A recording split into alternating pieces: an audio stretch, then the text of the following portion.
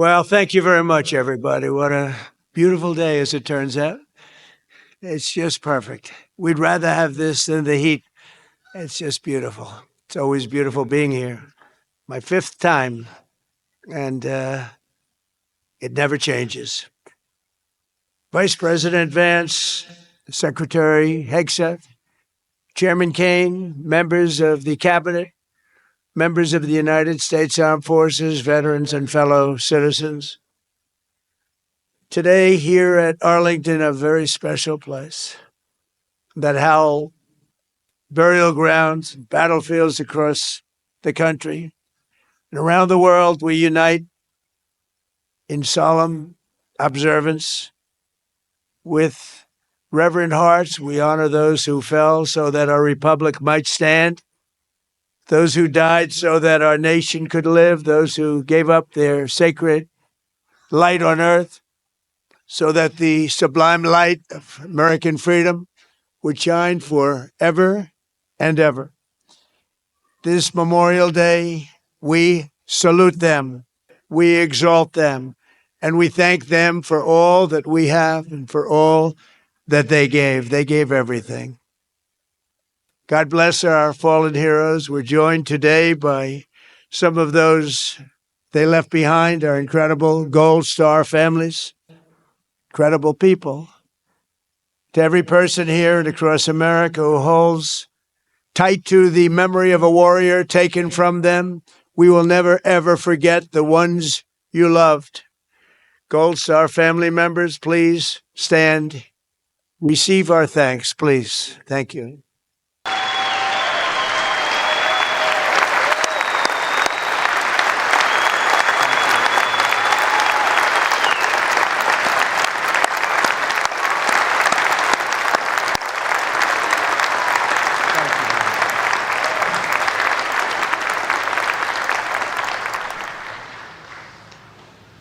Thank you very much.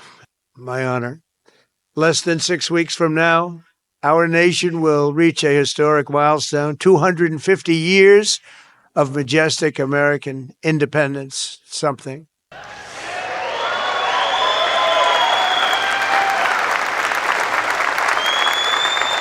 But it's only right that first we remember the immense sacrifice that has been brought to us and this momentous anniversary year. That's what it is. It's a momentous year. Before we hail the founding, we honor the fallen. Before we celebrate the triumph, we pay the tribute. Before we crown the victory, we count the cost. Today, we are reminded that there could be no 4th of July without America's armed forces, and there could be no Independence Day without Memorial Day. We owe our liberty, our self-government, the glories of our history, and our very nation itself to the generations who paid for it with everything they had, the ultimate sacrifice. The first Americans to give their lives in battle fell on April 1775, when 8 patriots were cut down by redcoats. Those guns, they were shot on Lexington Green. They had answered the call to muster against a force 5 times their strength. They said at the time, the greatest in the world, in defense of their cherished rights and their cherished liberty.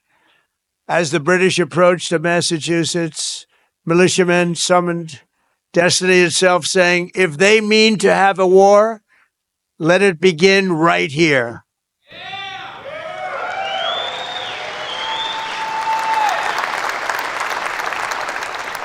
Caleb Harrington was 23 years old when he accompanied his father to the Green that day. Torn apart from each other in the chaos of combat, that American son died trying to fight his way back to his father. He wanted to get back to Dad. Caleb's cousin Jonathan was struck down at age 31, shot within the sight of his home, and his young wife and child who awaited his return. Jonathan crawled, bleeding, back to them to die on his own doorstep for a final, terrible but beautiful farewell. His widow and orphan were perhaps the very first Gold Star family in a long, unbroken chain that reaches up through the ages to us right here today. When our founding fathers put the ideas of the Declaration of Independence to paper in Philadelphia, they signed and sealed an oath that had already been written in blood by patriots at Lexington, Concord, and Bunker Hill. Their sacrifice birthed the most incredible and exceptional nation in all of history. And our nation is doing better today than it's ever done before. Right?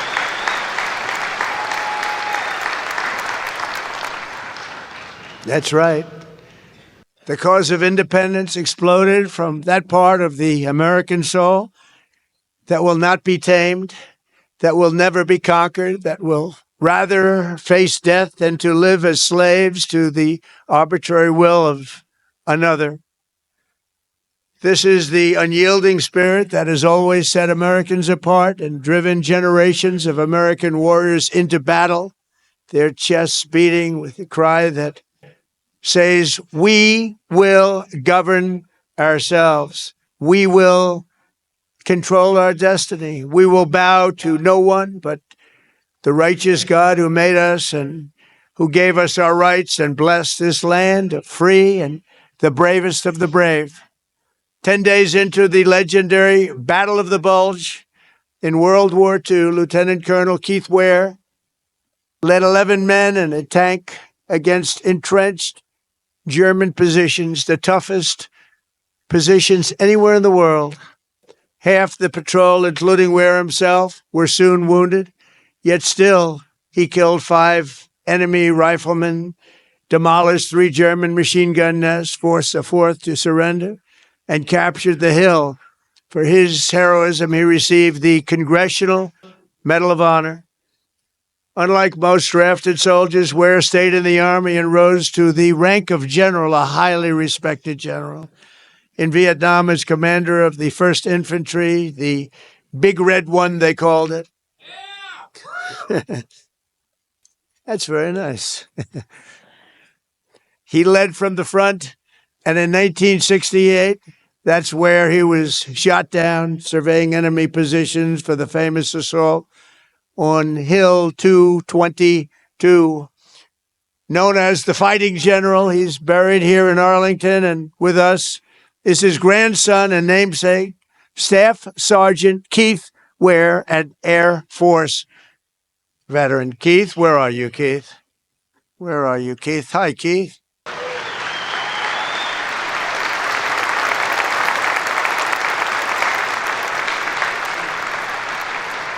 Thank you very much, Keith. Great honor. We're also honored to be joined by a man who, like General Ware, is a veteran of the largest battle in U.S. Army history, the Battle of the Bulge. At 15, Harry Miller lied about his age to enlist and was soon fighting to stop the SS Panzer divisions as part of the famed 740th Tank Battalion, the Daredevils they were called, of which he is among the last surviving members at 97 years old. Within 6 months after the battle, Harry's unit lost 42 comrades. He's remembering them today. Sergeant Miller, it is a true honor to have you with us. Sergeant Miller.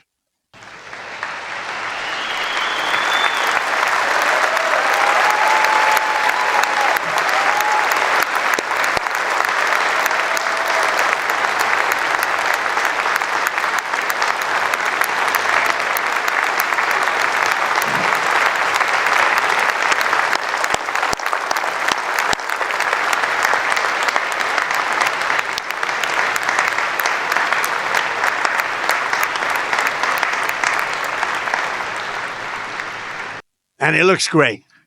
Thank you. Many of the greatest men of that generation followed along an epic path from World War II to Korea and to Vietnam. Major Charles Kelly was the father of aggressive dust-off helicopter flying that made Army medical evacuation pilots among the most fearless in Vietnam, the greatest helicopter pilots, they say, that ever lived. Like Sergeant Miller, Charles enlisted to serve in World War II at age 15. He was wounded at the Battle of Aachen and went on to fight in Korea. But flying helicopter ambulances in Vietnam is what etched his name into history. Since I have been here, he wrote in 1964, we have evacuated 1,800 casualties. And in the last 3 months, we've flown 242 hours at night. No other unit can match this, and they flew the most dangerous routes probably in the history of warfare. 2 weeks later, under brutal enemy fire, Kelly refused to withdraw until he had loaded the wounded aboard. As he prepared for takeoff, an enemy bullet pierced his heart. Yet Charles Kelly's heroic life-saving style lived on. His comrades and command passed on to Captain Patrick Henry Brady, and 4 years later, Brady piloted 3 damaged helicopters in turn to evacuate an incredible 51 wounded warriors under intense fire like no one has seen up till that point. For this, he received also the Congressional Medal of Honor.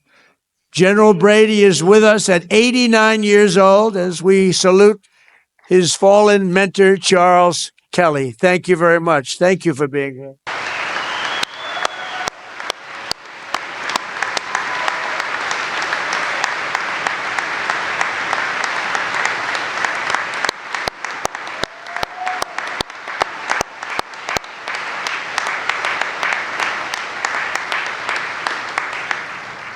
Thank you very much. Sergeant First Class Matthew McClintock enlisted in the Army in 2006 and became a very special Green Beret. In 2016, he found himself in an hours-long firefight with Afghan terrorists. When a comrade was severely wounded, Matthew wanted to find a landing zone for a medevac rescue. Very dangerous, horrible way to be flying. He was reminded on the dangers, but Matthew replied, we have to save him. We have to do it. Running out in the face of mortars and rocket-propelled grenades, he went to work, but was soon gravely wounded. He was hit from every possible angle. Matthew fell that day, but the soldier he gave his life to save survived and thrived, and Matthew was awarded the Silver Star. We're deeply honored to be joined by Matthew's mother, Joyce, his widow, Allie, and his precious young son, Declan. Here to remember Matthew at his grave in Section 60, 10 years later. So Joyce and Allie and Declan, we salute Sergeant Matthew McClintock as an American hero. Please. Thank you.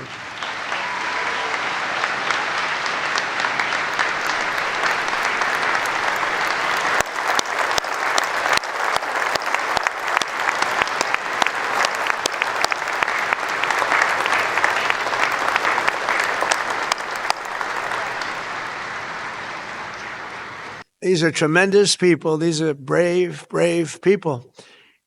In 2 wars recently, we've lost a total of 13 service members. In Venezuela, which was a complete and total victory, where we're working very closely with the Venezuela government right now. We took that over in 1 day, and we lost no one. In Operation Epic Fury, we lost 13 wonderful souls, wonderful, special people.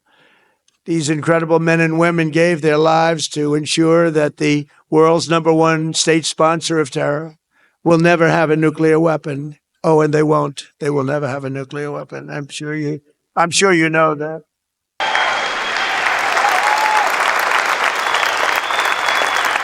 One of them was Major Ariana Savino Lindsay, and we're joined by her great family, Omira, Darren, Zevin, and Wick.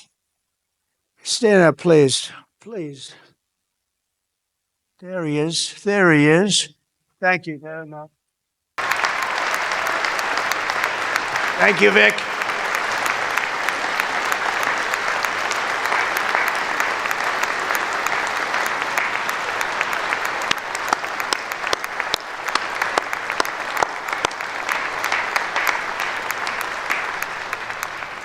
Thank you very much.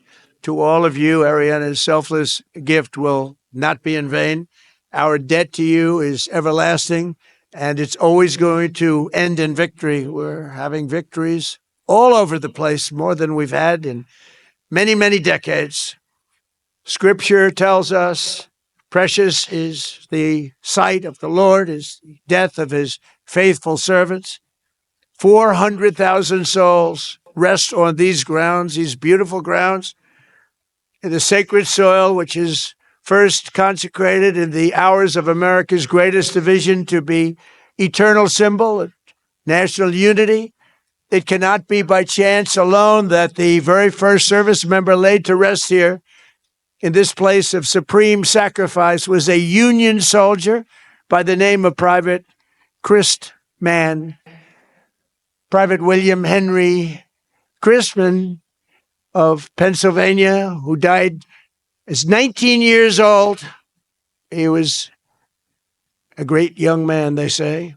Beside him are more than 18,000 other young men named William, over 20,000 named John, over 13,000 named James, joined over time by Isaac, Elijah, Earls, Hanks, Helens, Wands, Margarets, Marius, Donalds, not too many, and others whose names tell the true story of American greatness, and greatness it is. Here beneath arching trees and white stones so beautiful, these many are made one again, united forever as brothers and sisters in arms and children of our fathers in heaven. From coast to coast, from proud cities to humble towns, and from heartland fields, from every race and religion, they came because they could not bear the thought that the nation they love so much might ask for heroes and hear no answer. But they answered, and they answered very, very loudly at Ticonderoga and San Juan Hill, at Manila Bay and Midway, at Point du Hoc and Busan. The courage of the American warrior has forged a path through every sea and every place that's marked a trail to every corner on the earth. In 250 years, America's heroes have saved more lives, freed more captives, accomplished more good, and spread more hope than any other people at any time in the history of the world. Whole nations, no liberty today. Entire generations, no freedom. Billions and billions of people have been delivered from poverty, tyranny, and oppression because of the sacrifices we honor this day. That's why from Brittany to Sicily, from Panama City to Saipan, from the Netherlands to North Africa to New Zealand, this whole planet is adorned with memorials to America's fallen and to America's greatness, to their courage, carved in marble and engraved in the hearts of all of mankind. We will never forget you. From 1776 to 2026, America has always stood as a great and moral cause. Our warriors are no mere mercenaries. They are guardian angels who stride across the battlefields of history and stand watch over the highest and most beautiful plains the human spirit has ever seen, holding the line between liberty and tyranny, between civilization and barbarism, between good and evil. Wherever the American soldier walks, wherever he fights, wherever he fails, and wherever he falls, he does it for the destiny of a nation like no other. There's never been anybody like you. And for the fate of freedom on this earth, we salute you like nobody has ever been saluted before.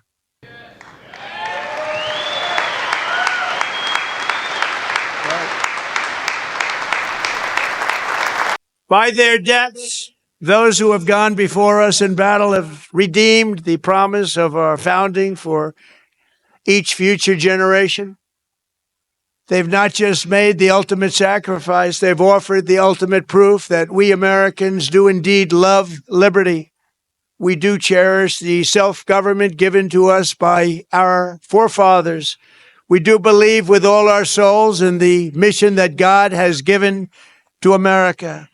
And we do intend with all our strength and heart to hold high the torch our heroes handed to us, and we will never, ever let it fall. Thank you very much. You are special, special people. We love you all. God bless the families of the fallen. God bless the men and women who serve. And God bless the United States of America. Thank you very much, everybody.